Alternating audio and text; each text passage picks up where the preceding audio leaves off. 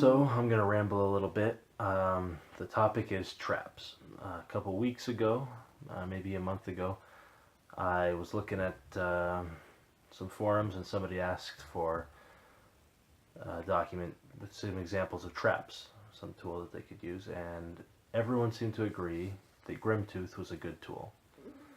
And I'd never heard of Grimtooth, so I looked it up. Grimtooth wasn't what I expected it to be for someone asking for a resource about traps. Now, it was full of really nice traps, don't get me wrong, and I'm definitely not in the camp where traps are bad or that they should never kill the players. But it had a lot of ideas about how to make traps interesting and colorful, and not so much ideas about how to use them. And so the question that I wrote down on my calendar that I wanted to answer in a blog post at some point was, why traps? Well, it's been a while and I can't figure out why, so I thought that I would ramble a bit about why, and maybe that would help me get ready for the blog post. And if this is any good, we'll put it up on YouTube. So, in why traps, I'm going to talk about the aesthetics of play in a tabletop role-playing game. So I'm going to start with, well, let's just focus on 5 that I think are important. You've got narrative, fantasy, challenge, exploration, and fellowship. So how can traps help with these things? So when it comes to the narrative, traps can help with the narrative. Grimtooth is a really good example of traps helping with narrative, because these are traps written from the perspective of a villain, and it makes sense for a villain to have these really complicated traps that cause a lot of problems and are deadly and oriented to fight the PCs, right? So if to that extent, you could use the Grimtooth traps for a PC who's savvy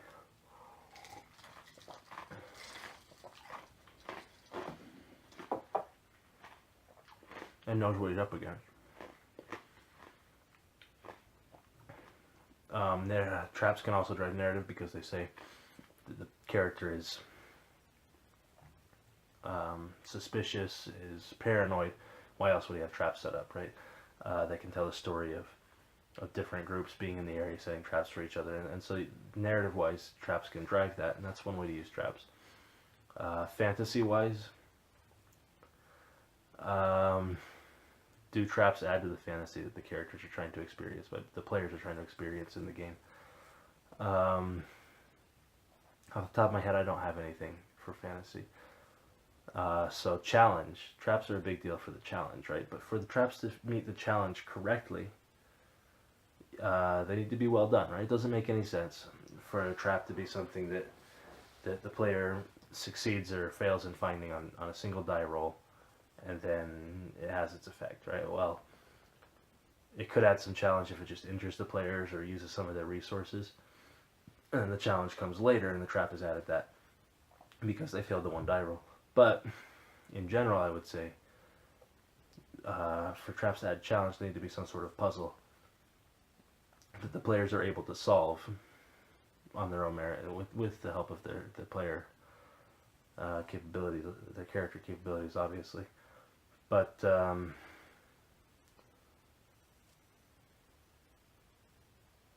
that's something to consider, right? How does the trap add challenge to the dungeon or the setting or the session? And that's probably the most important place that traps can have their effect. So what I would do there is think about how the trap is going to be a puzzle. How is it going to give the character something to solve? Narrative, fantasy, challenge, exploration. Traps can be really interesting for exploration because they can make it hard to explore things, or they can put you on a path that you weren't expecting to be on. So the traps can help deliver on that too. That's something that's worth considering, is how do your traps give the players more opportunity to explore and learn new things. The last one is fellowship. Fellowship, I think, is really important to these types of games because everyone plays these games to be part of a group, and you can get a lot of the same aesthetics from video game RPGs and things, but one of the unique things about the tabletop is that you get to be with people, right? So fellowship is really core to this. And if you have certain well-designed traps could make it so that the party has to work together, and that fellowship really becomes apparent. So I think that when we think about traps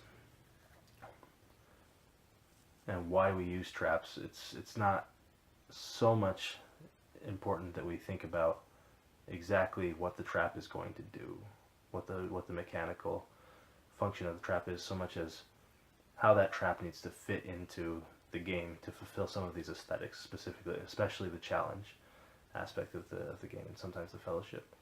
And if we think about it that way, that we can do a better job of building our traps. I think that helps clarify in my mind what I was thinking on the subject. I'm going to go ahead and write that post and get it up next week. But for now, I'd love to know your thoughts. Thanks. Bye.